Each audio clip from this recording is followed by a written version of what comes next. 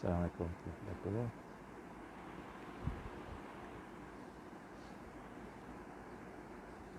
Boleh dengar insya-Allah. Boleh dengar.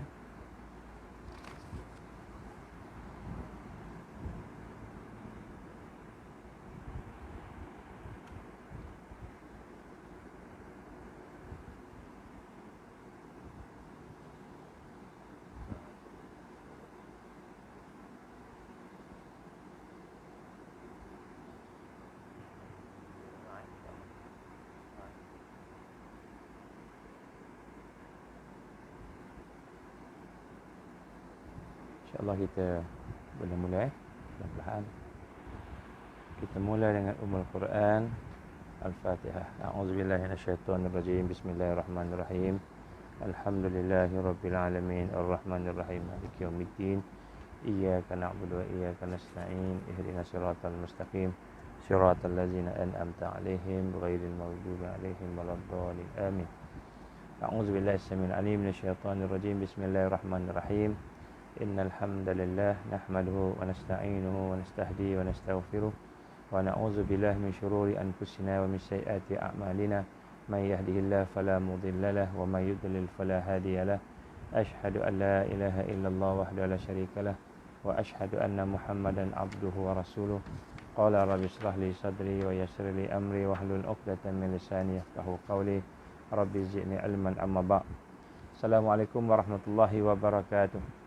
Alhamdulillah, pertama-tama kita syukur pada Allah Subhanahu Wa Taala dengan keizinan dia, dengan taufik dan hidayah dia, inayah dia, kita diberikan peluang untuk sama-sama meneruskan perkongsian kita pada bulan Ramadan ini yang berkenaan dengan peristiwa-peristiwa akhir zaman yang merupakan tanda-tanda besar, iaitu salah satunya ialah keluarnya Dajjal. Dan kita telah pun berbincang semalam berkenaan dengan ciri-ciri, karakter-karakter, sifat-sifat Al-Masih Dajjal yang kita telah pun mula kenal. InsyaAllah kita dah cerita bagaimana wajah dia macam mana, dari sudut warna kulit dia bagaimana, dari sudut ketinggian dia, dari sudut tubuh badan dia, dari sudut sifat-sifat dia, sedikit sebanyak kita telah membincang. Dan kemudian kita juga telah berbincang berkenaan bagaimana pandangan para ulama berkenaan dengan tanda-tanda dia, seperti ada kafara di antara dua mata, antara dua kening. Dan pada hari ini insya-Allah kita akan sambung dengan tanda-tanda kemunculan Dajjal. Jadi pada banyak tanda kemunculan Dajjal, saya akan mulakan dengan hadis yang telah saya baca semalam secara ringkas. Tapi kita akan baca semula pada hari ini dengan keterangan yang lebih lanjut insya-Allah. Hadis ini diriwayatkan oleh Abu Daud dalam sunannya, begitu juga dengan oleh Imam Ahmad dalam musnadnya, dan juga hadis ini adalah hadis yang sahih, hadis sahih. Dan daripada Mu'az bin Jabal radhiyallahu anhu, Mu'az bin Jabal radhiyallahu anhu telah bersabda, qala Rasulullah sallallahu alaihi wasallam, Rasul telah bersabda, umranul Baitul Maqdis kharabu Yathrib, wa kharabu Yathrib khurujul malhamah, wa khurujul malhamah fathul Qustantiniyah, wa fathul Qustantiniyah khurujud Dajjal. Thumma daraba biyadi ala fakhizil ladzi haddasa aw man kibih. Thumma qala inna hadzal haqq, inna hadza lal haqq kama annaka hahuna aw kama annaka qa'idun, ya'ni Mu'az bin Jabal. Hadis ini adalah merupakan hadis daripada Mu'az bin Jabal bersama Rasulullah sallallahu alaihi wasallam. Mu'az telah bersama Rasul dan telah meriwayatkan hadis ini. Bagaimana Rasul menggambarkan umrah di Baitul Maqdis, kemakmuran di Baitul Maqdis itu, kemudian Rasulullah kata apa? Kharabul Yathrib, kemakmuran Baitul Maqdis itu akan berserta dengan runtuhnya Madinah. Runtuhnya Madinah akan binasa. Dan keruntuhan Yathrib, akan keluarlah pasukan pada satu pertempuran malhamah, akan berlakulah peperangan. Maknanya bila Yathrib tu runtuh binasa, maka akan berlakulah pertempuran, perperangan. Dan terbukalah kota Konstantinopel. Maka selepas daripada pertempuran ataupun malhamah itu akan terbukalah, akan merdekalah kota Konstantinopel. Dan terbukanya kota Konstantinopel itu, Konstantinopel ni Istanbul, Istanbul sekarang, akan muncullah Dajjal. Dajjal akan keluar selepas daripada Konstantinopel ataupun kita kata Istanbul itu dibuka sekali pada kali kedua. Kemudian beliau pun menepukkan dengan tangan beliau ke paha orang yang beliau ajak berbicara ataupun ke pundaknya. Itulah selanjutnya beliau bersabda, Nabi bersabda, sesungguhnya ini adalah satu kepastian. Inna hazal al-haq. Ini satu yang pasti. Sebagaimana engkau berada di sebelah aku ini, engkau duduk di sini. Maknanya bagaimana engkau duduk di sini, engkau ada di sini, pasti. Begitulah perkara yang digambarkan oleh Rasulullah sallallahu alaihi wasallam. Jadi hadis ini adalah sebenarnya hadis yang kuat, hadis yang kuat, yang sahih, yang kuat, dan hadis ini menggambarkan tentang bagaimana proses sebelum Dajjal keluar. Sebelum Dajjal keluar akan berlaku beberapa perkara. Yang pertama sekali, kemakmuran Baitul Maqdis. Baitul Maqdis akan dibina, dimajukan, akan ditingkatkan, akan mendapat pembangunan. Kemudian akan berlakunya kerosakan, keruntuhan Yathrib, keruntuhan Madinah, kharabu Yathrib itu akan berlaku kebinasaan, runtuhnya Madinah. Dan kemudian akan berlakunya, digambarkan Rasulullah, wa khurujal malhamah, akan berlakunya, akan keluarlah peperangan, pertempuran malhamah, berita-berita ataupun sesuatu yang bersifat pertempuran, dan kemudian Fathul Konstantiniyah, akan dibukalah, Fathu ni dibebaskan, dibukalah Konstantiniyah. Dan kemudian apabila Fathul Konstantiniyah itu, khurujud Dajjal, maka selepas daripada dibukanya Konstantiniyah itu akan keluarlah Dajjal. Jadi dalam hadis ini ada 5 perkara, 5 perkara. Yang pertama sekali, kemakmuran Baitul Maqdis, ataupun kita kata Baitul Maqdis menjadi makmur. Yang kedua, runtuhnya Madinah. Yang ketiga ialah berlakunya peperangan malhamah. Yang keempat ialah Konstantinopel akan dibuka semula, merdeka semula. Dan kelima ialah munculnya Dajjal. Saya baca satu lagi hadis. Selepas itu hadis yang pendek, bainal malhamah wa fathil Madinah. Di antara peperangan malhamah itu wa fathil Madinah, dan pembukaan Konstantinopel, dimasukkan tadi, bandar Konstantinopel itu Fatahu tadi, situ sinin, iaitu sejauh 6 tahun. Ini Rasulullah sebut jarak tempoh masanya 6 tahun. Wa yakhrujul masihud dajjal fi sabi'ah, dan keluarnya Dajjal pada tahun ke-7. Ini maknanya Rasul gambarkan kita secara number, kualitatif. Maknanya kita lihat Rasulullah SAW bukan hanya setakat dia menceritakan proses berlaku tadi tu, step by step, tapi Rasul menyebut tahun, 6 tahun, kemudian yang ke-7. Dan dari hadis yang satu lagi dari Muaz bin Jabal, yang tadi daripada Abdullah bin Sur, dia daripada hadis sahih juga, Imam Daud juga diriwayatkan oleh Abu Daud, daripada Ibnu Majah dan sebagainya. Yang ketiga, hadis ketiga, saya nak gabungkan 3 hadis ni, ialah al-malhamah al-uzma, al-malhamatul uzma wa fathul Konstantiniyah wa khurujud Dajjal fi 7 ashhur. Dari dalam hadis ini pula Rasul gambarkan kepada kita peperangan yang besar, al-malhamah al-uzma, berlaku peperangan besar, peperangan yang besar, dan pembukaan ataupun pembebasan, terbebasnya Konstantinopel ataupun Istanbul itu, dan khuruj Dajjal fi 7 ashhur, berlaku terjadi dalam masa 7 bulan. Jadi daripada hadis ni kita melihat, yang pertama sekali saya nak tengok tentang apa maksud yang digambarkan oleh Rasulullah sallallahu alaihi wasallam. Yang pertama sekali ialah berkenaan dengan kemakmuran Baitul Maqdis. Kemakmuran Baitul Maqdis. Jadi kita lihat apakah yang dimaksudkan oleh Rasulullah sallallahu alaihi wasallam dengan kemakmuran Baitul Maqdis ini. Jadi kita lihat kalau pada hari ini kita dengar macam-macam perkara yang berlaku di Baitul Maqdis, sehingga kita kata bagaimana Palestin ni teruk kena Baitul Maqdis dalam keadaan yang susah dan sebagainya. Jadi itu dari sudut konteks orang Islam, dari konteks orang Islam. Tapi dari sudut hakikat Baitul Maqdis sekarang ini sebenarnya dia sedang dibina, dan dia telah mula membina pembinaan Baitul Maqdis ini. Kalau kita lihat bukan Baitul Maqdis, sebenarnya sekitarnya lah, sekitarnya itu. Pembinaannya itu dah lama berlaku dengan kerajaan Haram Israel ni telah merampas tanah, dia buat bangunan, dia merampas tanah, dia buat jalan, dia merampas tanah, dia buat dia punya pembangunan di Jerusalem, terutamanya di Jerusalem Timur sebelah Palestin, yang sepatutnya Palestin punya, sepatutnya dari sudut undang-undang dia sendiri, kan. Jadi kita lihat dan perkara ini telah merebaklah sehingga pada tahun 2000, masuk tahun 2000, tahun 2001 mereka telah menjadikan perampasan ini sebagai undang-undang, maknanya dibenarkan.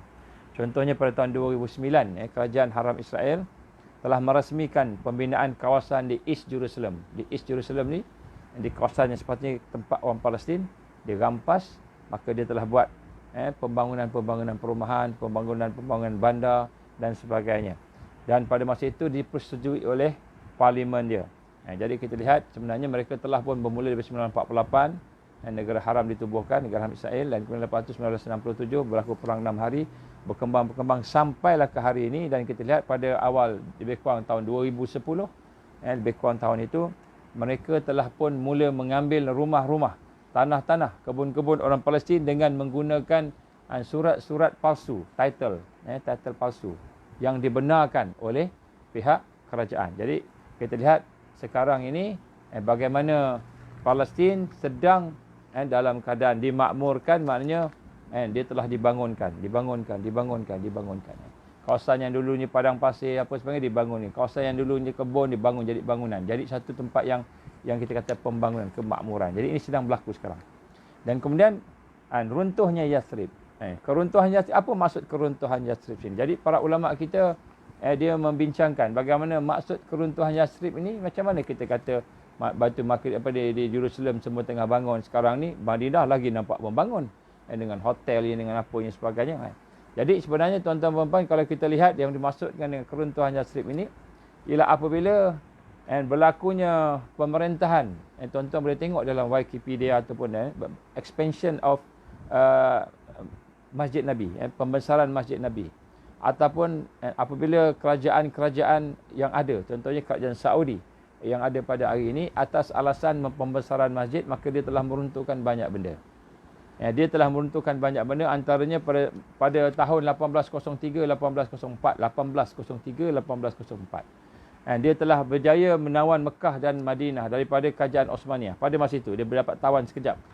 Dan pada masa itu, dia telah banyak meruntuhkan bangunan-bangunan, dan juga dia telah meruntuhkan, contoh termasuk juga tempat-tempat sejarah, tempat Rasulullah berehat, macam-macam lah. Kita nak sebut satu-satu panjang sangat. Jadi kita lihat banyak perkara yang dia telah lakukan, dia telah runtuhkan.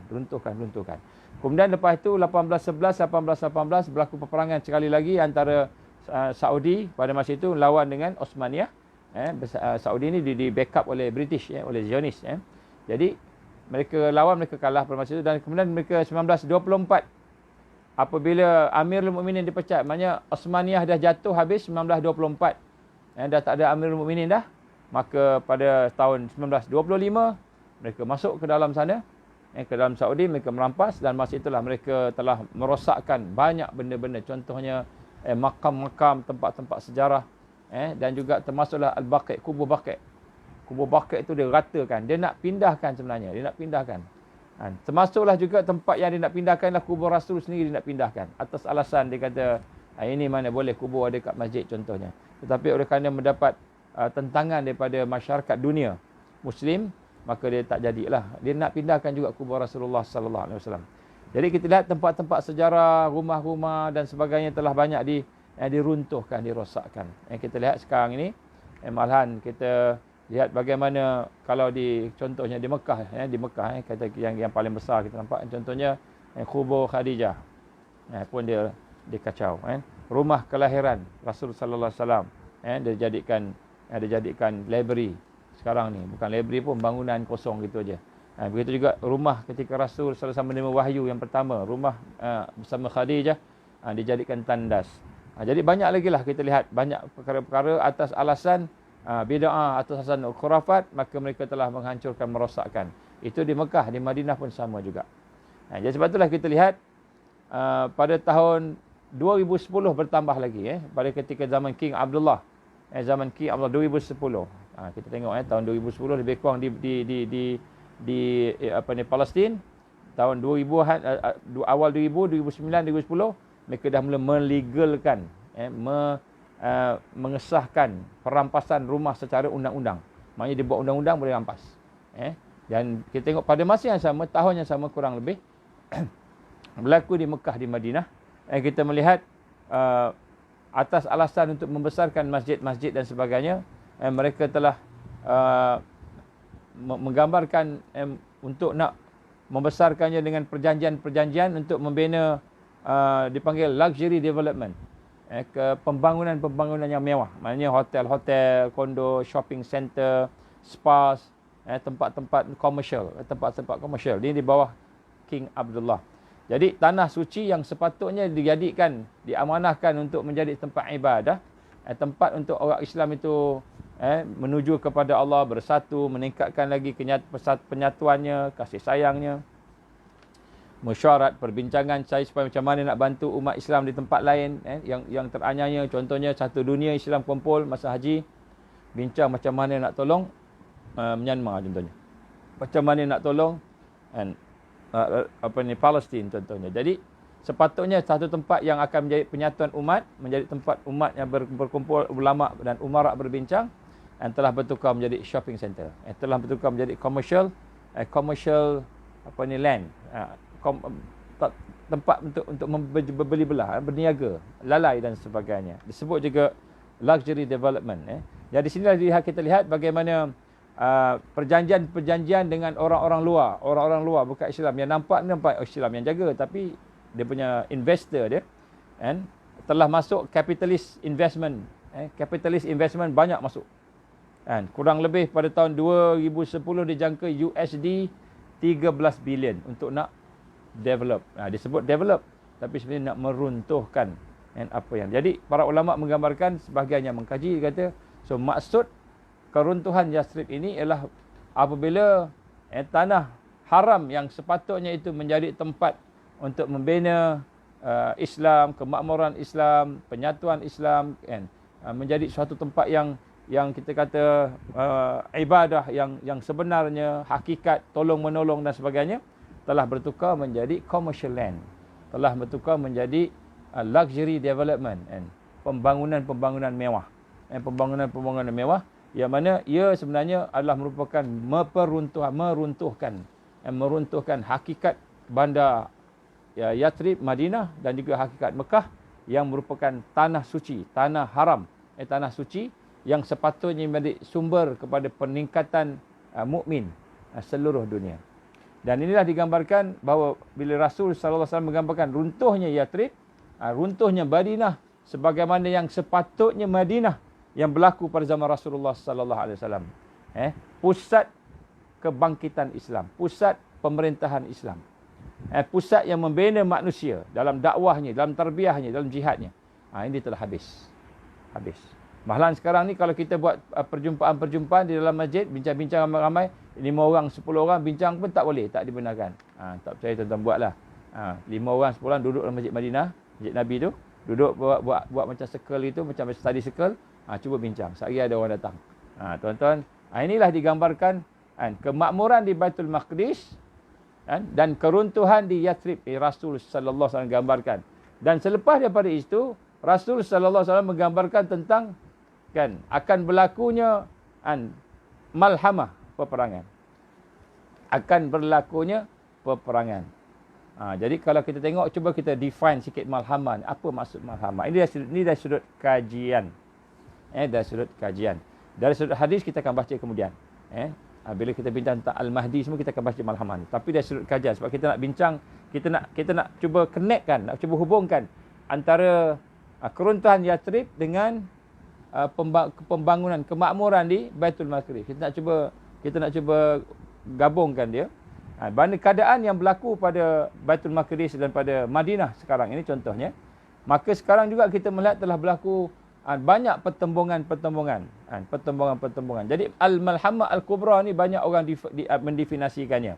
Tetapi daripada kajian-kajian yang dibuat oleh sebahagian daripada pengkaji yang menganalisa tentang pergerakan umat ini, maka mereka menyatakan dalam kajian-kajian antara tanda-tanda besar bila masa Malhamah ini bermula ialah apabila berlaku peristiwa 911 September 11 911, di mana World Trade Center telah jatuh, dilanggar oleh kononnya kapal terbang yang kononnya dibawa oleh orang-orang Islam yang dikatakan sebagai teroris, pengganas. Di sinilah kita lihat bagaimana pada tahun itulah 2001 telah diisytiharkan peperangan. Peperangan dengan mula-mula Al-Qaeda disebut, dan kemudian begitu dengan orang Islam.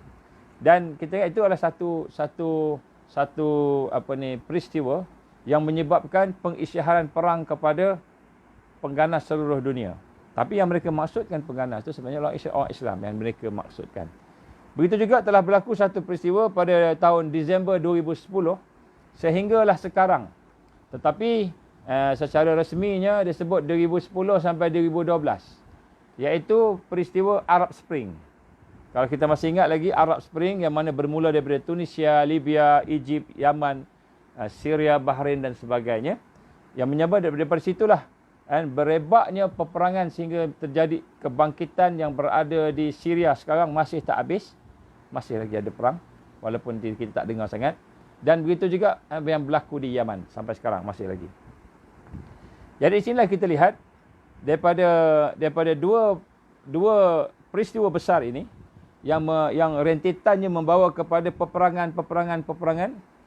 Maka di antara para ulama yang mengkaji menyatakan bahawa ini adalah antara yang dimaksudkan dengan Al-Malhamah Al-Kubra ataupun peperangan yang akhirnya akan menjadi satu peperangan yang besar. Jadi sini kita lihat peristiwa ini berlaku juga sekitar tahun yang sama, lebih kurang kita sebut pemakmuran Baitul Maqdis. Maknanya Baitul Maqdis ataupun Jerusalem sekitar Baitul Maqdis itu sekarang ni telah pun dibangunkan penempatan haram secara rasmi dengan mengikut undang-undang. Walaupun itu hakikatnya perampasan. Tetapi mereka telah menggunakan parlimen dan mereka telah menggunakan undang-undang negara Israel, haram Israel itu untuk merampas. Dan tujuan mereka merampas, mereka nak membina lebih banyak bangunan-bangunan, penempatan Yahudi, penempatan haram Yahudi dan juga pembangunan-pembangunan yang lain. Jadi tahun-tahun itu bersama dengan tahun kita sebut tadi kemuncak kepada the biggest expansion ataupun the biggest development, luxury development, the biggest kita kata pembangunan yang paling besar sekali, yang mewah, berbentuk mewah di zaman King Abdullah sebelum King Salman sekarang, bermula daripada 2010. Lebih kurang 13 bilion US dollar telah dilaburkan investment daripada luar, orang luar masuk. Dipanggil capitalist. Capitalist investment telah masuk di luar untuk nak membina hotel-hotel mewah, membina shopping center mewah. Kalau kita tengok di contohnya, kalau di Mekah tu dari Hilton tu, itu adalah merupakan rumah Sayyidina Abu Bakar As-Siddiq. Itu tanah Sayyidina Abu Bakar As-Siddiq. Yang mana tanah Sayyidina Abu Bakar As-Siddiq tu, rumah dia tu, dia telah diwakafkan untuk masjid, bukan untuk hotel. Bukan untuk bisnes, diwakafkan untuk masjid. Jadi inilah antara dispute yang berlaku. Mereka telah rampas dan ambil. Adalah ceritanya panjang. Masuk mahkamah semua tapi kalah lah. Of course kalah sebab dia merintah kan. Dia sebut sini bagaimana pada tahun-tahun yang sama, kurang lebih tahun 2000 lebih.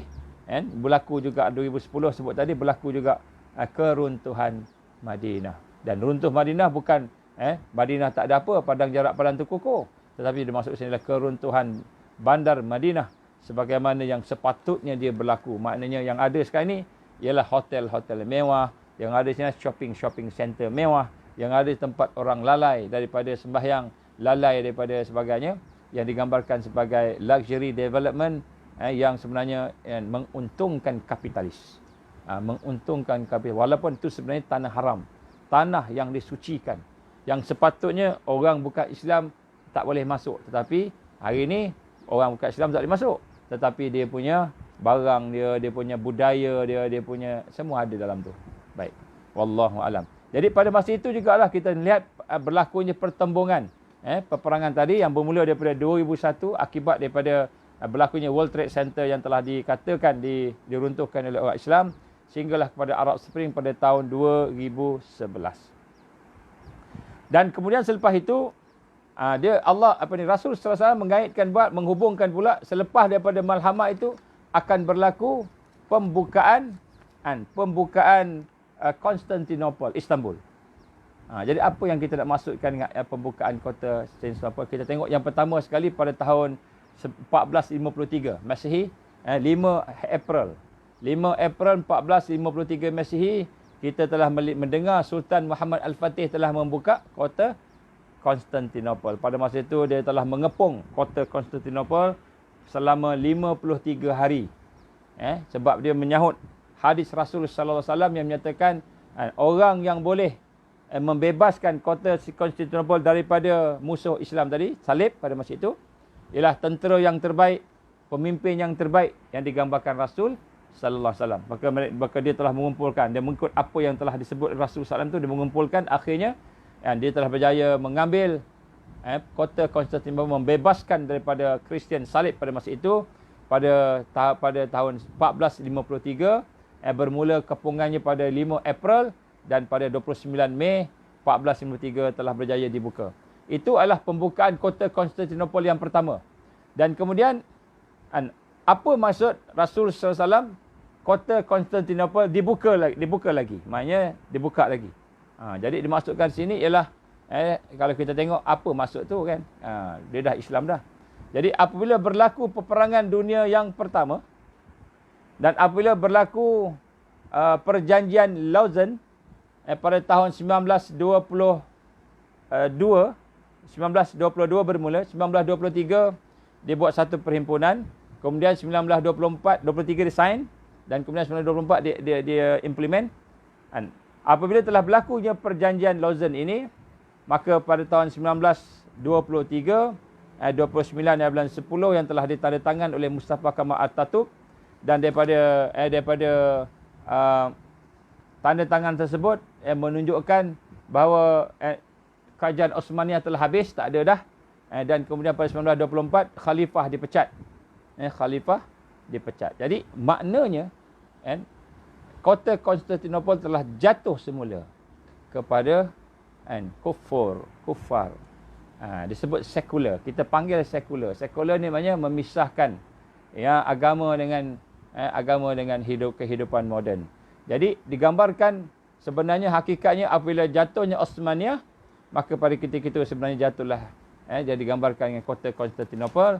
Dan kemudian pada lepas daripada itu kita melihat ramai orang-orang Islam di Turki yang cuba nak membangunkan, sehinggalah kita melihat pada tahun 1950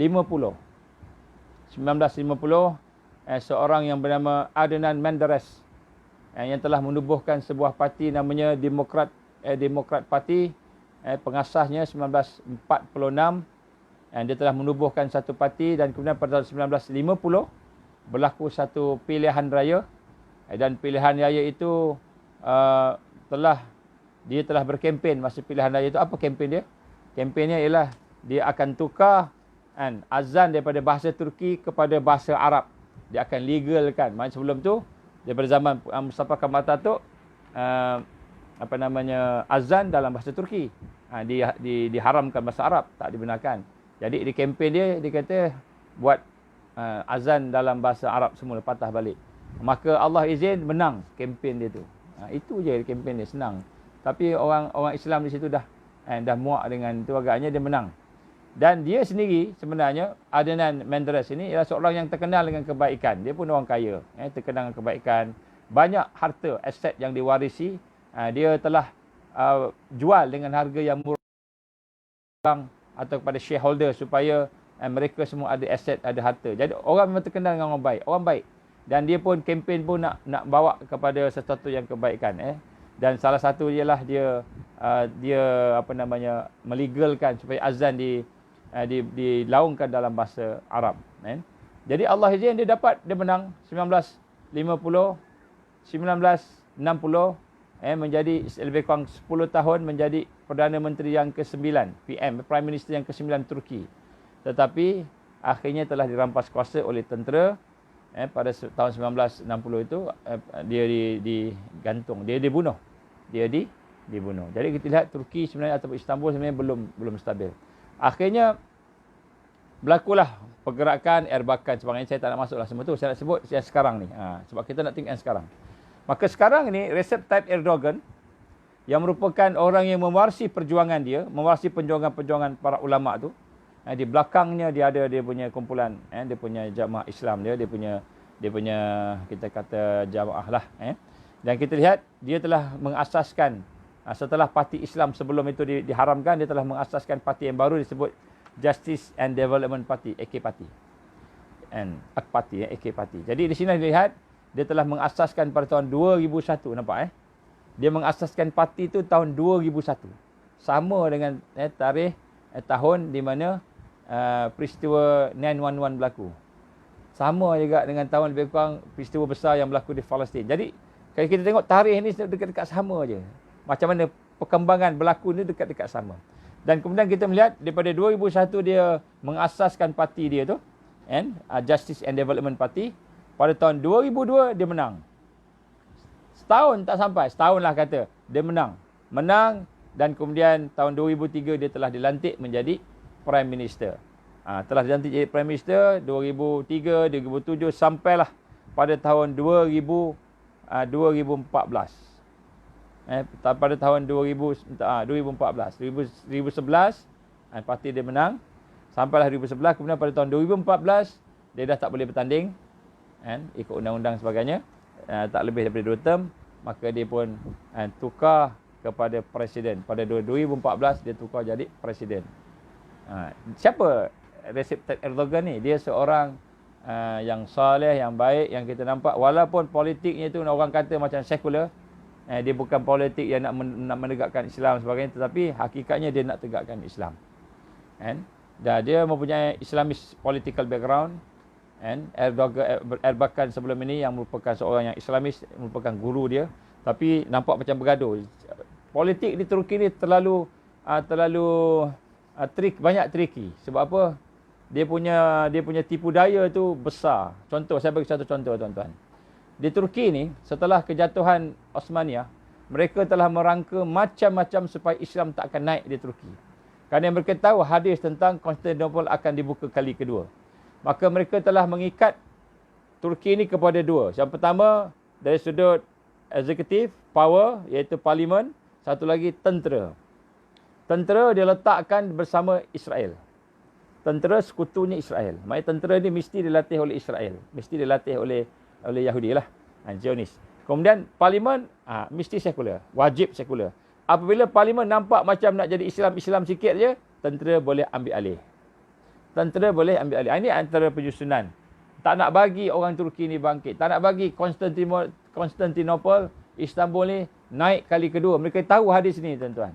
Jadi sebab itulah mereka telah merancang. Sehingga kan contohnya, kalau seorang yang nak jadi pegawai tinggi, pegawai ada pangkat, maka tak dibenarkan. Kalau dia tengok maknya, bapaknya ada Islamik, maknya pakai tudung, mungkin saudara-saudara pakai tudung, terus ditolak. Jeneral nak jadi jeneral, tak ada seorang boleh pakai tudung. Semua mesti minum arak. Semua mesti tak sembahyang. Malahan sembahyang diharamkan, tak boleh sembahyang. Dalam tentera tak boleh sembahyang. Sehingga kan timbul fatwa oleh ulama-ulama Palestin, di Turki, menggambarkan boleh sembahyang, kena sembahyang juga. Walaupun tak dibenarkan sembahyang, maka sembahyang macam mana? Tak boleh sembahyang yang biasa. Sebab sembahyang biasa, dia akan cek, dia tengok lutut ada kedut-kedut, belakang lutut ada kedut-kedut. Kalau lutut ada kedut-kedut tu maknanya dia sembahyang. Jadi dia orang sembahyang menggunakan mata, kelipan mata. Sampai peringkat baca itu fatwa dia. Kenapa? Kerana keterlaluan sangat mereka menentang Islam, sekular di sana. Tetapi Allah izin, bila mereka telah belajar banyak benda, contohnya Adnan Menderes digantung, kan? Jadi benda serius. Akhirnya mereka buat pelan-pelan. Akhirnya Erdogan ini telah berjaya menang dengan dan bawa satu pembaharuan kepada Turki. Allah izin, ekonominya bagus dan sebagainya. Dan sekarang kita melihat dia telah mula promotekan Islam. Sebelum ni tak sebut. Sekarang dah mula. Dia sekarang pun tak sebut. Nak promote Islam tak sebut. Tetapi apa yang dia cakap tu adalah Islam. Contohnya perjuangan Palestin. Membantu Baitul Maqdis. Dia sebut semua tu. Baitul Maqdis adalah tanggungjawab kita. Dia sebut. Walaupun dia tak sebut Islam, tapi dia sebut tentang perjuangan Islam. Baik, nak sebut kat sini, Recep Tayyip Erdogan ini, dia telah pun memimpin dan akhirnya dia telah berada memerintah tu, dan didapati dia tak boleh jadi dia tidak boleh jadi prime minister selama-lamanya. Dia punya takat sampai 2 penggal. Ataupun saya rasa 2 penggal. Jadi lepas tu tak boleh.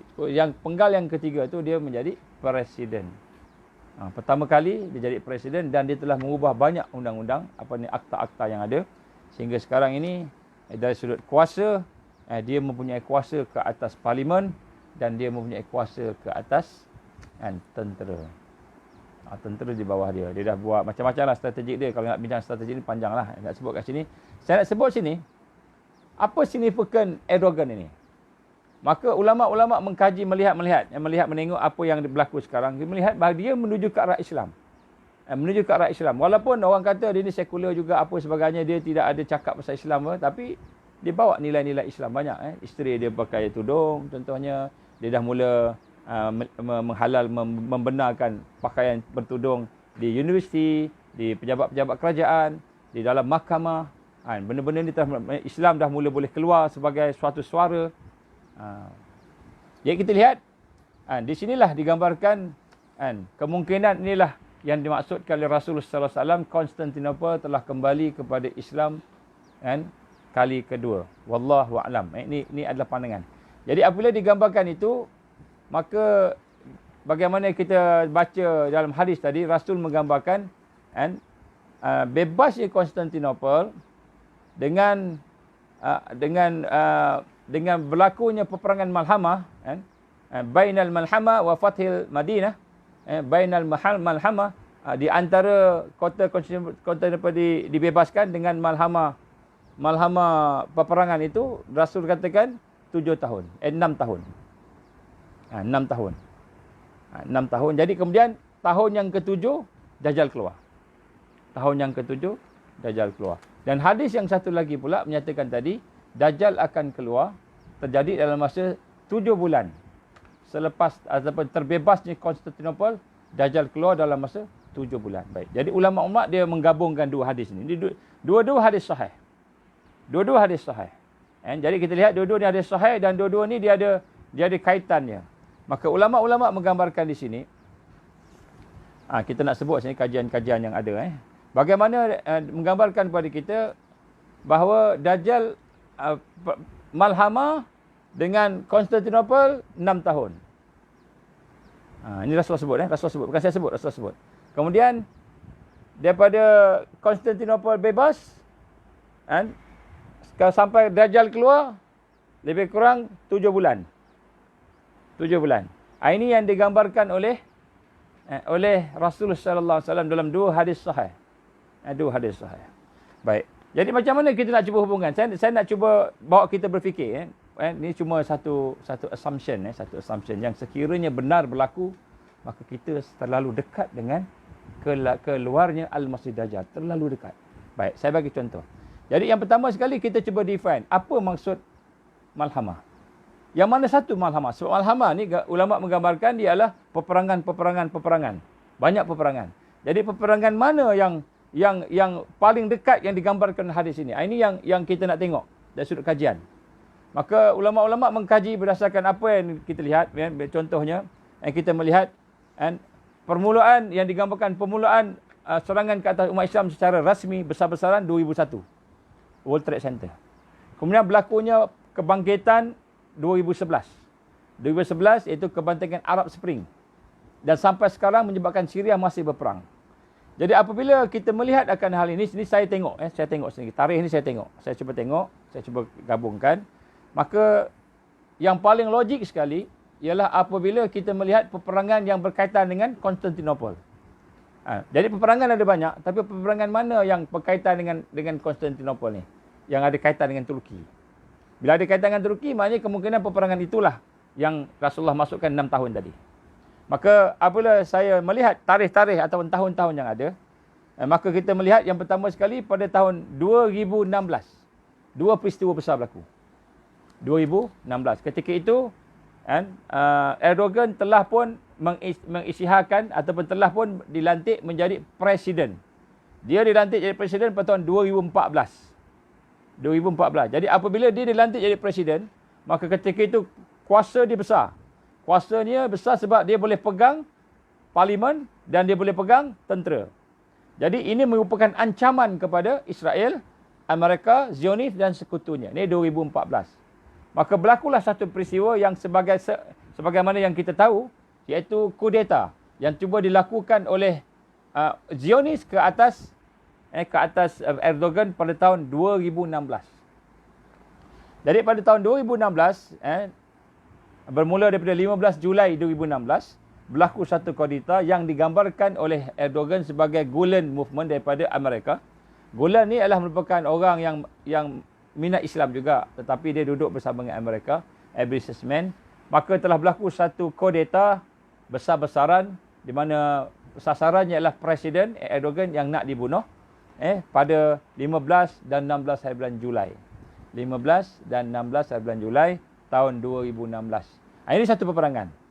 Satu peperangan besar. Ini bukan peperangan yang kecil sebab peperangan ini ada kaitan dengan Amerika, ada kaitan dengan Israel. Maksud itu Israel tertekan. Sebab Erdogan telah memulakan banyak polisi-polisi yang tidak menguntungkan Israel. Jadi dia jadi satu peperangan yang satu ancaman daripada Eropah pun sebagainya tak suka, daripada Israel pun tak suka, daripada US pun tak suka sebab Erdogan punya polisi-polisi itu membahayakan mereka lah, kepentingan Zionis. Jadi hasil daripada itu maka telah berlakulah satu kudeta yang cuba dibuat oleh tentera sebagaimana yang berlaku sebelum ini, dan Allah izin kudeta itu tidak berjaya. Malahan kudeta itu telah memperkuatkan lagi rakyat Turki bersama kerajaan pada masa itu. Jadi tuan-tuan boleh tengok kudeta itu 2016, tuan tengok bagaimana kudeta itu berlaku.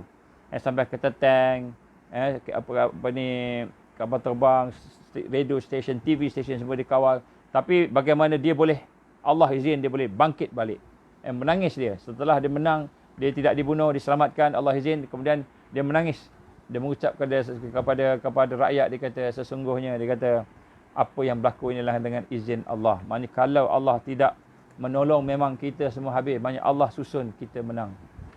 Itu yang diucaplah. Jadi daripada itu maka dia telah mengisytiharkan state of emergency. Setelah dia menang, maknanya telah dapat mengambil alih balik kudeta tadi, maka dia telah mengisytiharkan state of emergency daripada 21 Julai 2016 sehinggalah dia panjangkan sehingga 19 Julai 2018. Nampak? Baik, jadi kita tengok sini pada tahun 2016 maka berlakulah satu kudeta yang besar dan Erdogan menang. Bukan saja menang, dapat jadi presiden dengan kuasa penuh, sokongan sepenuhnya rakyat. Rakyat sepenuh sokong dia. Ini yang luar biasa. Ini tak pernah diterima oleh mana-mana orang. Dan bukan saja rakyat menyokong dia pada tahun 2016 itu, termasuk tentera. Tentera pun bersama dia. Ini yang luar biasa. Ini yang dikatakan satu peralihan kuasa yang luar biasa yang Allah beri kepada Erdogan dan juga kawan-kawan dia lah, pasukan dia. Dia bukan seorang-seorang. Baik, pada tahun yang sama, pada bulan Ogos, maksudnya kudeta berlaku bulan Julai. Pada bulan Ogos pula bulan 8, bulan 7, bulan 8. Pada bulan 8 berlakulah pertembungan di antara kerajaan Syria dengan Turki. Masa itu secara confrontation, dekat berdepan. Dan pada tahun 2016 itu Turki telah berjaya mengalahkan Syria, di mana dia telah masuk ke dalam the northern part of Syria. Maknanya kawasan utara Syria itu telah dikuasai oleh Turki. Turki dah menang lah maknanya. Dan dia telah meletakkan tenteranya di northern part of Syria. Dan Syria pada masa itu disokong oleh Rusia. Disokong oleh China. Jadi walaupun Rusia ada, China ada, Turki dah boleh kuasai northern part of Syria pada masa itu. Maknanya kita lihat tarikh 2016 ini adalah merupakan satu tarikh yang besar berlaku. Dua peristiwa besar berlaku. Yang pertama ialah berkenaan dengan kudeta. Yang kedua berkenaan dengan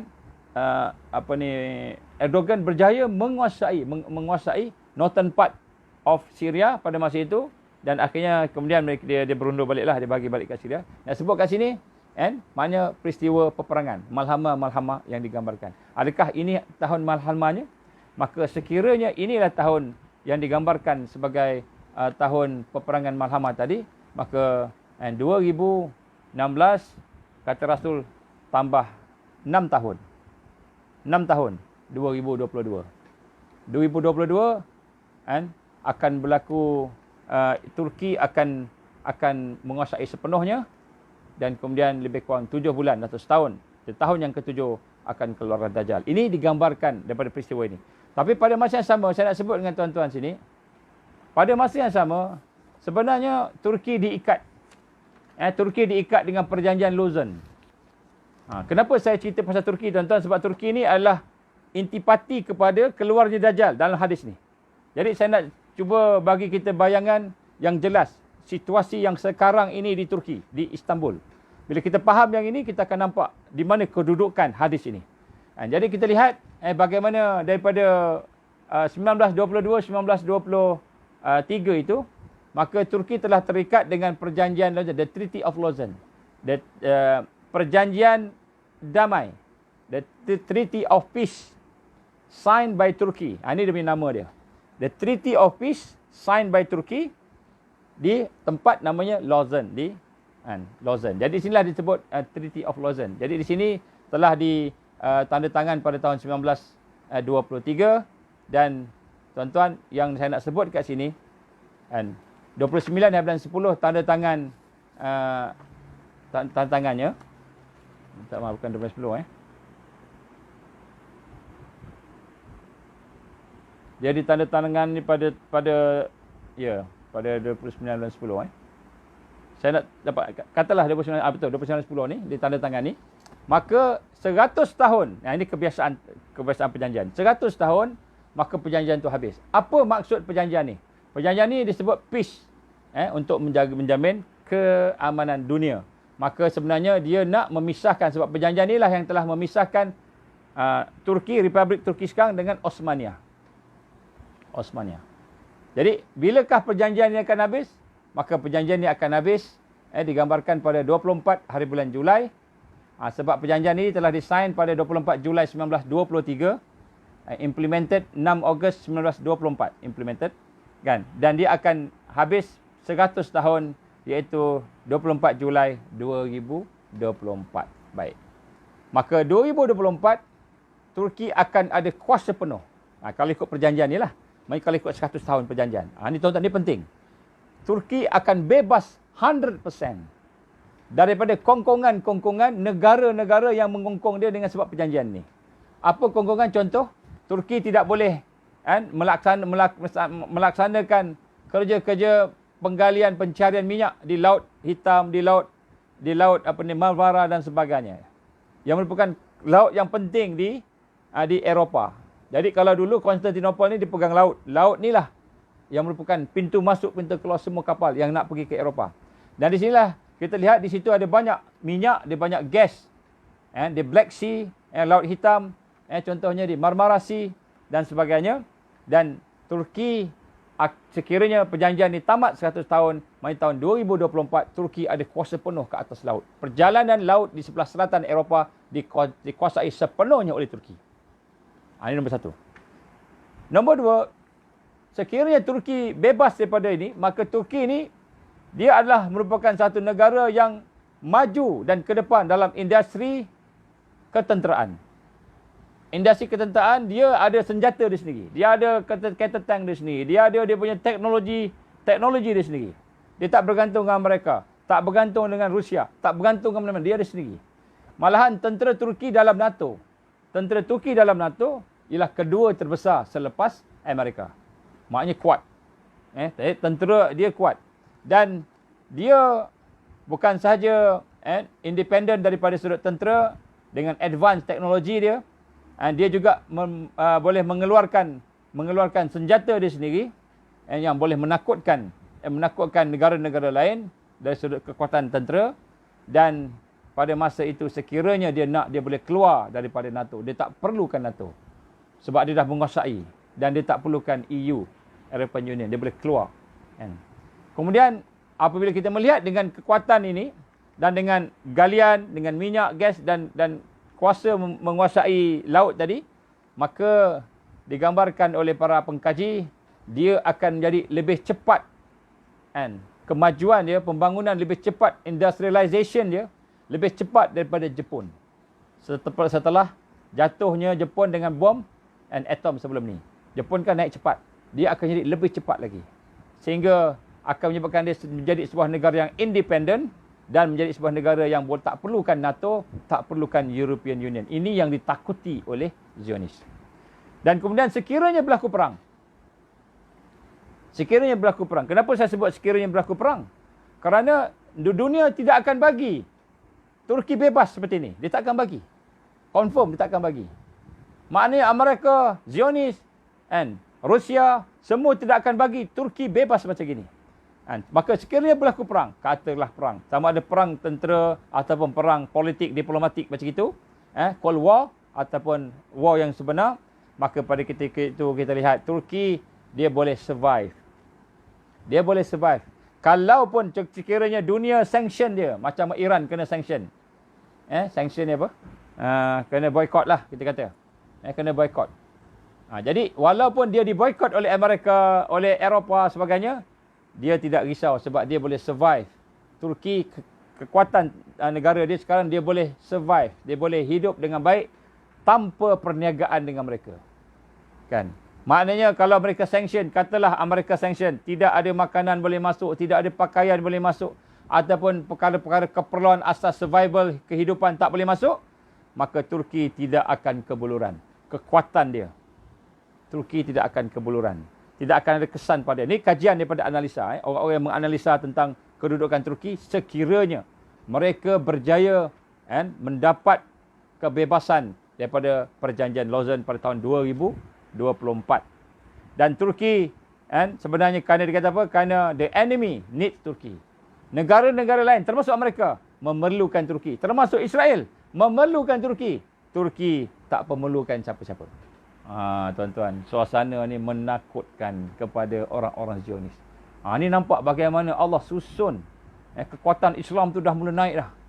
Kalau Allah izin ni. Dan sebab itulah antara prinsip asas Turki daripada zaman Atatürk lagi, ialah kedaulatan kerajaan dan kedaulatan ekonomi adalah maknanya kemerdekaan yang sebenar. Jadi mereka memang jaga kedaulatan negara, undang-undang dia, dan juga mereka menjaga tentang apa yang digambarkan sebagai dia punya ekonomi. Baik. Jadi dunia akan jadi takut sekiranya Turki menjadi besar. Dan lebih penting lagi tuan-tuan, Erdogan pernah menyatakan bahawa dia akan menghidupkan semula, membantu semula negara-negara Osmania dulu yang telah terpisah. Semua negara orang Islam dia akan satukan semula. Ini yang paling ditakuti oleh Zionis. Ini kata-kata Erdogan tuan-tuan. Maknanya dia kata sekiranya kita telah mendapat semula laut kita, kita telah mendapat semula darat kita, maknanya perjanjian Lausanne dah tidak berfungsi dah 100 tahun, dah lebih 100 tahun dah habis dah. Maka ketika itu dia kata aku akan satukan semula semua negara-negara orang Islam untuk membentuk semula kerajaan Osmania, ataupun kalau bukan Osmania pun kerajaan Islam yang baru. Inilah perkara yang paling ditakuti tuan-tuan.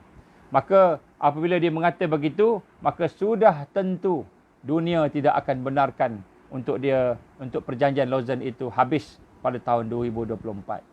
Maka apakah yang akan berlaku? Apabila tarikh sampai, tiba-tiba dunia tak nak bagi, apa berlaku tuan-tuan? Ini tahun 2024. Maka sekiranya Turki berkeras, Turki nak juga, dan kita tahu Erdogan, dan saya kenal saya ramai kawan orang Turki. Orang Turki ramai sama-sama kami dulu atas kapal semangat. Memang saya kenal. Memang dia orang ni jenis bukan jenis orang tunduk lah. Dia kalau dia kata nak, dia buat. Kan? Maka sekiranya dia berkeras, maka dia akan berhadapan dengan dunia. Dunia Turki akan berhadapan dengan seluruh dunia. Maka pada ketika itu, apa berlaku kepada negara-negara orang Islam. Negara-negara orang Islam kan pasti mempunyai pemimpin-pemimpin yang pengecut dan penakut. Tak mahu saya sebut. Pemimpin yang pengecut dan penakut kecuali mereka yang berani.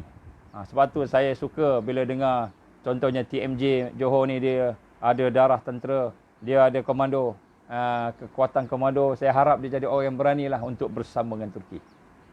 Sebab apa tuan-tuan rahmat Allah Ta'ala? Pada masa itu seluruh dunia akan mengelilingi dia, tak mau bagi. Ini kita jangkakan begitu. Dan Turki nak. Dia nak. Sebab ini hak dia. Dah 100 tahun. Apa lagi? Dah 100 tahun. Tetapi dia kata perjanjian tak sebersih 100 tahun. Ini orang akan cakap lah. Mahkamah Dunia akan cakap begitu. United Nations akan cakap begitu. Semua orang cakap begitu. Tapi Turki tak. Saya nak begini. Kami nak. Ini kami punya. Maka akan berlakulah pertembungan. Sama ada dalam bentuk hard war ataupun cold war. Cold war ni maknanya secara indirect. Macam mana Rusia dengan Amerika. Maka sekiranya berlaku perkara tersebut, maka Turki akan menjadi kuat dengan mendapat sokongan negara-negara orang Islam yang lemah. Negara orang Islam yang lemah. Malaysia tak kuat pun. Tapi kalau mendapat sokongan, jadi tuan-tuan, sebenarnya kekuatan ada banyak strategi. Ada banyak strategi yang boleh dibuat oleh Turki pada masa itu. Sebenarnya banyak strategi. Dan saya tak payah nak bincang di sini strategi itu kan, dan saya yakin mereka pun boleh fikir apa yang saya fikir ni kan, insya-Allah. Dan saya yakin mereka akan sekiranya boleh disatukan 3-4 negara cukup. Tak macam 3 negara pun cukup lah kan. Turki Malaysia Pakistan, contohnya Qatar, contohnya tu antara negara, mula dengan itu pun cukup dah. Itu pun dah akan membuat satu impak yang besar sekiranya kepimpinan negara-negara orang Islam tu berani. Sekiranya kepimpinan negara Islam tu tidak berani, dia masih dikuasai oleh jiwa-jiwa yang tidak ada perjuangan, maka pada ketika itu kan umat Islam akan bersatu. Umat Islam akan bersatu. Baik. Jadi soalan saya tadi, daripada apa yang kita faham tentang situasi yang ada sekarang ini, maka masa bilakah yang digambarkan kemungkinan Konstantinopel itu bebas secara sepenuhnya? Digambarkan oleh Rasulullah sallallahu alaihi wasallam Fathul Konstantinia.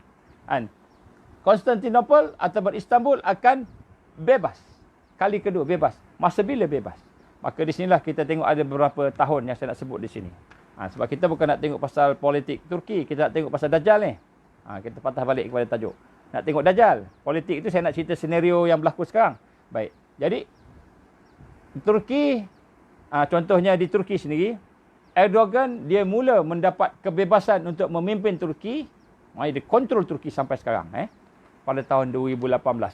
Setelah state of emergency diangkat. Maknanya selepas daripada kudeta pada tahun 2016, maka dia buat state of emergency. Maknanya semua dia kontrol, dikawal, dia reshuffle balik, dia buat balik semula.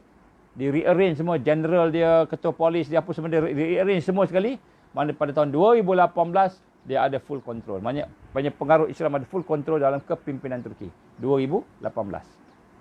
Maka 2018 Nabi gambarkan sekiranya itulah yang dimaksudkan dengan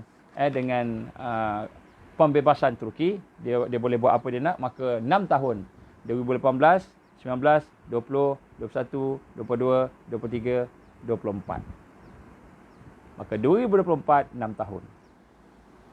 2024, 6 tahun adalah masa di mana perjanjian Lausanne sepatutnya habis. Sepatutnya habis. Maka apabila perjanjian Lausanne sepatutnya habis, Turki ada suara untuk meminta supaya dunia batalkan semua perjanjian itu dan dia berkuasa semula ke atas Laut Hitam, Laut Marmara yang ada di sekitarnya, dan dia berkuasa semula ke atas apa yang sumber-sumber yang boleh dapat dari situ.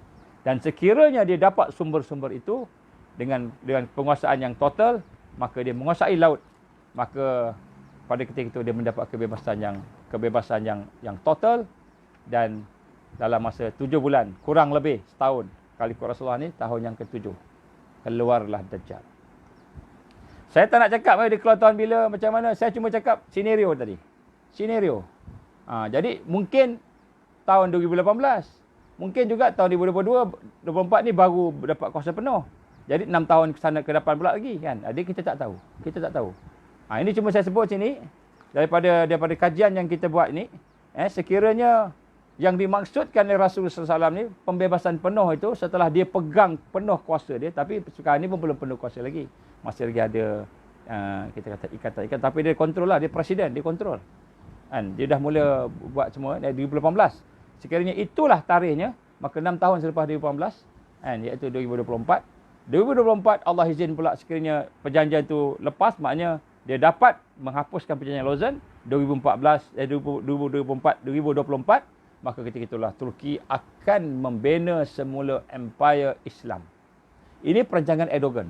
Sebab tu tuan-tuan, kalau tuan-tuan tengok di Turki, tuan-tuan jumpa dengan orang kawan-kawan di Turki, cuba tanya dengan dia, 2024 jadi apa? Apa plan Turki? 2024 mereka akan hidupkan semula Osmania.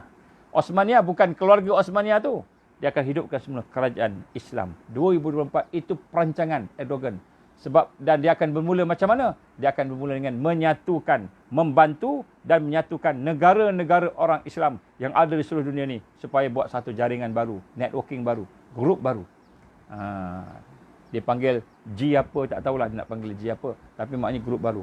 Dan sekiranya itu berlaku, penyatuan umat pada ketika itu, wallahu alam, kemungkinan besar tak lama lepas tu, kalau ikut Nabi dalam masa setahun, Dajjal akan keluar. Ini hadis yang saya bacakan ini ialah hadis yang sahih dan hadis yang pertama yang disebut oleh Syekh Ahmad bin Mubayyad. Dan saya nak bacakan satu lagi hadis di mana dalam hadis ini Rasulullah sallallahu alaihi wasallam telah menyatakan tentang hadis saya kita baca kemudian sikit. Baik, saya nak ceritakan ini dulu Baik, jadi apabila kita melihat akan hal ini, maka sudah tentulah kita merasakan bahawa kedatangan Dajjal sudah terlalu dekat, sebab persiapan-persiapan yang Allah siapkan untuk kebangkitan umat ni dah makin nampak. Sama ada umat itu akan didokong oleh Turki, bangsa Turki, kita tak tahu. Mungkin Erdogan akan dibunuh, mungkin nyawanya mungkin tak sampai 2022, 2024, tak tahu. Kita tak tahu.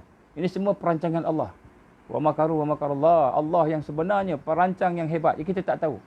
Mungkin dah cantik dah ni, tiba-tiba Allah SWT nak bangkitkan umat bukan dengan Turki, tapi dengan bersatunya umat-umat Islam di atas seorang pemimpin yang akan memimpin semua, menyatukan semua. Tetapi maknanya apa? Saya nak sebut sini tuan-tuan dan puan. Daripada hadis ini menunjukkan kepada kita bahawa umat Islam boleh bersatu dan boleh menang. Maknanya kalau tak ada Erdogan tak ada pun, jalan-jalan untuk menyatukan umat tu dah ada dah. Dah ada dah. Orang Turki dah ada dah kepimpinan politik. Turki politik ni terror. Terror politik Turki ni. Jadi orang Turki ni politik dia dah menguasai, dia dah boleh bermain kat situ. Kemudian orang-orang yang duit banyak, Qatar macam tu, dia dah ada duit dia dah. Kemudian orang-orang yang jenis lasak-lasak ni, Indonesia, Malaysia, lasak-lasak sikit dah. Lasak-lasak tak lasak sangatlah. Kan? Jadi Gurkha kita ni Gurkha boleh lah, Gurkha. Jadi sekiranya ada seorang pemimpin naik pada masa-masa yang akan datang, mindsetting orang Islam untuk bersatu dan menang dah ada. Sebab Turki dah menyiapkan platform dia. Dengan izin Allah, biiznillah, pembukaan Konstantinopel kali kedua yang digambarkan oleh Rasulullah SAW ini sebenarnya mempersiapkan platform penyatuan. Minda umat Islam, kita boleh bersatu, kita menang, kita ada resources, kita ada kekuatan. Maka jangan takut kita boleh menang. Wallahu a'lam. Jadi tuan-tuan rahmat Allah Taala, apa yang saya gambarkan ini kan, maknanya apa? Maknanya kan, sekiranya Allah izin berlaku pada masa yang akan datang ini, kan, kemungkinan besar kan, orang Islam akan bersatu dan kemungkinan dan Dajjal akan keluar dalam masa terdekat. Wallahualam. Saya tak sebut tahun bila tahun tu saya sebut tahun tadi untuk nak menyatakan tentang apa yang akan berlaku pada tahun-tahun demikian, mengikut senario politik, senario negara-negara yang ada. Contoh, saya sebut 2024 Turki akan bebas daripada perjanjian Lausanne sepatutnya. Bila dia bebas, dia akan jadi negara yang independen. Dia tak perlukan NATO, dia tak perlukan EU, dia tak perlukan siapa. Dia boleh independen. Dia sendiri dia ada tentera dia. dia ada tentera, dia ada dia punya senjatanya, dia ada ekonomi yang kuat. Dia ada semua. Dan kemudian hubungan dia dengan negara-negara orang Islam yang kuat. Dengan Malaysia dia kuat, Indonesia dia kuat, dengan Qatar dia baik, dengan Palestin dia baik.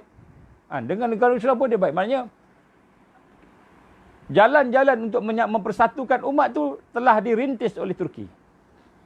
Telah dirintis oleh Turki. Jalan untuk menyatukan umat. Secara logiknya kita nampak umat boleh bersatu. Dan umat boleh bina semula kekuatan. Sama ada sudut ketenteraan ke, dari sudut ekonomi ke, dari sudut politik ke, dari sudut apa, semua akan terbina semula. Cuma nak cari seorang pemimpin yang akan menyatukan mereka. Inilah yang digambarkan oleh Rasulullah SAW dan kebangkitan Islam di abad di fasa yang kelima. Dan insya-Allah esok kita akan sambung bagaimana keadaan yang ada ini sebenarnya menunjukkan tanda-tanda kemunculan Al-Masih Dajjal. Ini tanda yang pertama. Saya sebut dari sudut scenario global. Ini hadis Nabi ni. Saya bukan pandai-pandai. Ini hadis Nabi. Nabi cerita pasal Dajjal nak keluar. Dan Nabi cerita pasal Dajjal nak keluar. Nabi sebut 7 bulan. Nabi sebut 6 tahun. Tahun ke-7 dia keluar. Ni Nabi sebut ni. Ni hadis sahih. Dan hadis ni kuat. Bukan hadis ni main-main. Dan bila kita baca hadis ni, kalau kita tak faham senario yang berlaku sekarang, maka kita tak nampak. Ustaz-ustaz biasa, kalau setakat baca hadis, baca Quran, tak nampak. Kecuali ustaz tu mengkaji geopolitik, baru dia nampak. Contohnya macam Syekh Imran Hussein, mungkin dia nampak. Saya pun tak pasti, mungkin dia nampak. Saya pun tak ada nampak sangat. Tapi saya tengok sikit-sikit tu, saya boleh cuba connect-connectkan hubung, insya-Allah. Baik, insya-Allah tuan-tuan, hadis-hadis yang seterusnya lagi panas. Lagi panas. Lagi kuat. Tapi masa kita tak nak banyak ambil masa sangat. Contohnya hadis Rasul gambarkan bagaimana akan ada setelah daripada satu tempat itu menguasai laut dan darat. Ada hadis ni, menguasai laut dan darat. Ini ada antara hadis-hadis yang panas, yang sebenarnya kalau kita tengok situasi yang digambarkan Rasul 1400 tahun dulu berlaku sekarang. Berlaku sekarang. Dan ini berita gembira kepada umat Islam. Sebab tu genggamlah Islam. Walaupun dia itu bara api yang panas. Walaupun tangan kita melecuh, walaupun kita terbakar. Sebab kita mempertahankan akidah kita, Islam kita. Pertahankan, pegang, genggam sungguh-sungguh. Duduk dalam tarbiyah Islam. Duduk dalam dakwah Islam. Duduk dalam perjuangan Islam. InsyaAllah, Allah akan tolong kita. Kalau kita, nyawa kita panjang, InsyaAllah kita akan melihat negara Islam seluruh dunia terbina di atas muka bumi ini. Kalau nyawa kita pendek, memang kita dah ajal. Nak buat macam mana, tak nampak lah. Tapi kita mati dalam keadaan mulia. Dan di atas syahid fi sabilillah. Kita mati kerana kita sama-sama berniat untuk bantu agama Allah. Bantu agama Allah. Kita bukan nak cakap apa. Sebut ni senario yang berlaku sekarang. Itulah insyaAllah tuan-tuan, Allah, mudah-mudahan Allah memberikan kepada kekuatan kepada kita. Saya menyampaikan berita gembira kepada tuan-tuan. Senario geopolitik yang ada pada hari ini menepati apa yang tadi sebut Rasulullah sallallahu alaihi wasallam, membuktikan bahawa Rasulullah SAW apa yang disebut itu adalah wahyu Allah, bukannya kata-kata imajinasi. Dan bagaimana Rasul menggambarkan Islam akan menang dan Allah menjanjikan kemenangan Islam, maka siapa yang bersama Islam akan menang. Siapa yang bersama Islam akan menang. Siapa yang bersama iman akan menang. Walaupun mungkin terpaksa menggenggam seperti menggenggam bara. Sampai tangan melecur, tangan patah, tangan terbakar. InsyaAllah tuan-tuan, berita gembira. Maka di akhir Ramadan kita ada lebih berapa hari lagi tinggal ni. 9 hari lebih kurang tinggal ni. Kita pulun habis-habis. Minta pada Allah. Hati kita yang gelap ni, yang banyak maksiat, yang banyak dosa ni. Minta pada Allah. Ya Allah, ampunkanlah dosa-dosa aku. Bersihkanlah segala perkara-perkara yang kotor, perkara yang kau murkai yang ada dalam diri aku ni. Bersihkan ya Allah. Minta Allah bersihkan supaya kita bersama-sama dengan orang yang bersih akidahnya, bersih ibadahnya, bersih akhlaknya, untuk bersama-sama bangkit di akhir zaman. Ketika mana orang lain sesat, mudah-mudahan kita terpilih menjadi orang-orang yang mendapat hidayah Allah. InsyaAllah tuan-tuan. Gembira noh. Saya gembira. Petang ni saya gembira. Saya seronok. Walaupun letih, saya rasa seronok. Sebab janji Allah sudah semakin nampak. Bila saya cerita pada tuan-tuan perempuan, saya rasa seronok. Seronok. Walaupun benda ni kita dah tahu, tapi bila saya cerita, saya seronok. Sebab ni janji Allah Subhanahu Wa Taala. Malam ni jangan lupa doa. Kita ada lebih kurang 9 hari lagi. Lebih kurang gitulah, 8 hari lagi. 9 hari lagi. Kita cuba. Cuba insya-Allah mudah-mudahan. Allah masukkan kita untuk bersama-sama dengan orang yang beruntung di dunia dan di akhirat insyaallah. Aku li hadza astaghfirullahalazim li wa lakum. Bismillahirrahmanirrahim. Alhamdulillahirabbil alamin wassalatu wassalamu ala asyrafil anbiya'i wal mursalin wa ala alihi washabbihi ajma'in. Allahumma innaka ta'lam anna hadhihi al-qulub qad istamat ala mahabbatik wa taqat ala ta'atik wa tawahadat ala da'watik wa tawahadat ala nusrati syari'atik wa asik Allahumma rabitataha wa adimuttaha wa adiha subulaha wa amla'aha bi nurika allazi la yakhbu wa shrah suduraha bi faidil iman bik wa jamil tawakkuli alaik wa ahyiha bi ma'rifatik wa amitha ala syahati fi sabilik ya Allah innaka ni'mal maula wa ni'mal nasir. Allahumma ya muqallibal qulub tsabbit qulubana ala dinik wa ala ta'atik wa ala jihadi fi sabilik. Allahumma inna na'udzubika min an nusyrika bika syai'an na'lamu wa nastaghfiruka lima la na'lam. Allahumma inna na'udzubika min azabi jahannam. Allahumma inna na'udzubika min azabil qabr. Allahumma inna na'udzubika min fitnatil mahya wal mamat. Allahumma inna na'udzubika min fitnatil masiihid dajjal. Allahumma inna na'udzubika minal ma'sam wal maghram. Ya Allah, ya Hayyu ya Qayyum, bi rahmatika nastaghis. Ya Allah, ya Hayyu ya Qayyum, bi rahmatika nastaghis. Ya Allah, ya Hayyu ya Qayyum, bi rahmatika nastaghis.